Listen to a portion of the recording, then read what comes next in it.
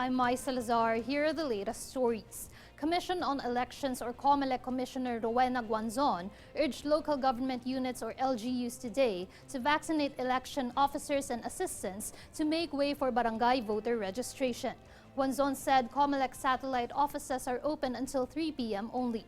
Commissioner Antonio Co earlier said the poll body's new normal committee will finalize its guidelines for next year's election this month or in June.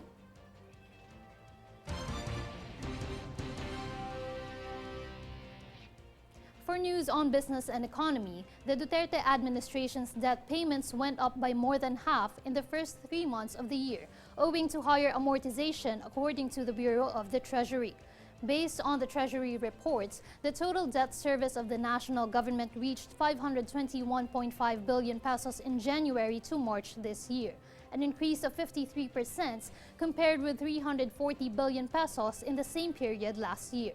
Bulk of the debt payments went to amortization, hitting 395.65 billion pesos in the first quarter. Interest payments, on the other hand, rose by 5% to 125.85 billion pesos at end March. As of March 2021, the total outstanding debt of the government stood at 10.77 trillion pesos, higher by 27% compared with 8.48 trillion pesos a year earlier.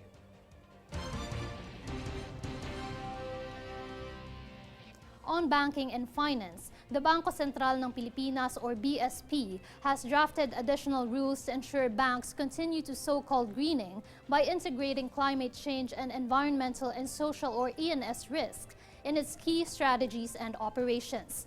The draft circular on ENS risk management framework has been circulated among members of the banking industry for comments and other recommendations. They are given until May 31 to submit their inputs. The BSP already has a Green Bond Fund, which was launched by the Bank for International Settlements or BIS as part of sustainable investing in reserve management. About $350 million of the country's $107 billion foreign assets are green bonds issued by the BIS. BSP Governor Benjamin Jokno said that the BSP is one with the international community in its call for climate change and sustainable finance.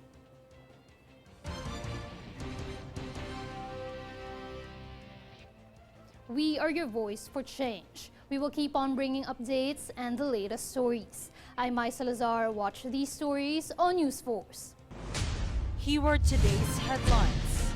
Department of Energy orders stakeholders to ensure power supply to prevent wastage of COVID-19 vaccines. Pag-asa advises public to stay indoors as heat index in Metro Manila may reach 39 to 41 degrees.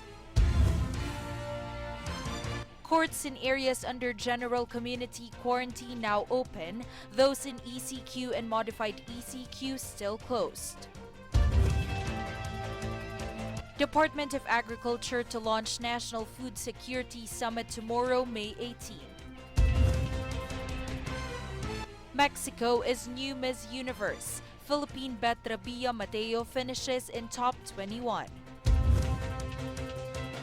United States working crisis diplomacy as violence escalates between Israel and Palestine. Fair and balanced news.